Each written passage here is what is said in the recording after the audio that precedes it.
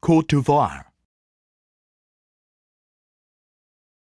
Monsieur le Président Yoon Suk-yeol, président de la République de Corée et hôte du sommet, Mesdames et Messieurs les chefs d'État et de gouvernement, Mesdames et Messieurs, la Côte d'Ivoire se réjouit de participer au 3e sommet pour la démocratie organisé par la République de Corée, une nation amie et un partenaire important de la Côte d'Ivoire. Le thème de ce sommet, à savoir la démocratie pour les générations futures, est d'actualité et d'une grande pertinence au regard de l'état du monde qui laisse apparaître de grandes menaces sur la démocratie.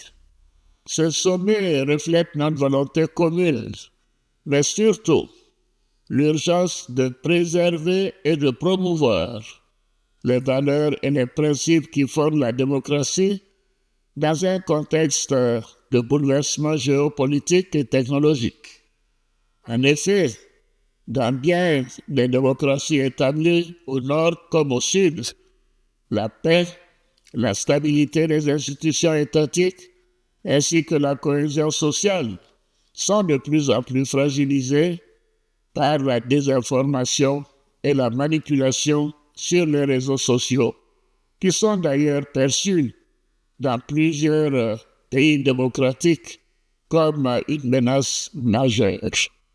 De plus, la persistance des conflits et du terrorisme, les graves atteintes au droit international, y compris le droit international humanitaire, tout comme le réchauffement climatique, la pauvreté, le ralentissement économique mondial et surtout la baisse notable de la solidarité entre les nations, tendent à remettre en cause les acquis démocratiques de ces dernières années. Il crée surtout un environnement favorable aux courants et aux opinions extrêmes qui affaiblissent la démocratie.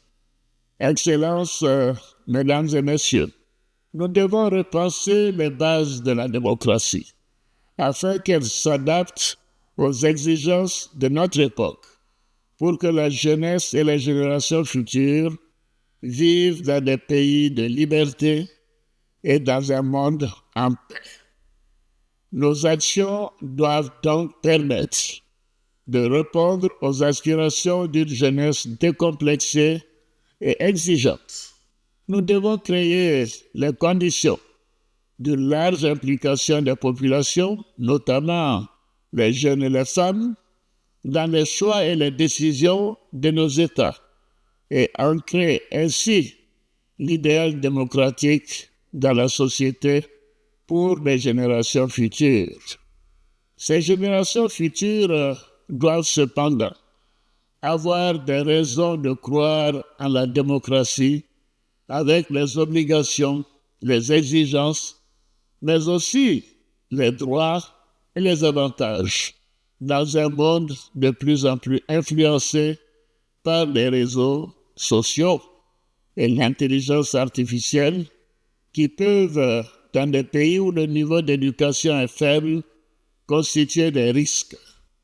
Par ailleurs, les générations futures ne se reconnaîtront dans le modèle démocratique actuel que si la gouvernance mondiale est équitable.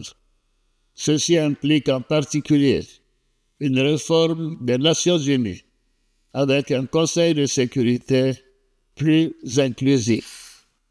Monsieur le Président, c'est à ces conditions que la démocratie pourra demeurer un système fort et sain au service des générations futures.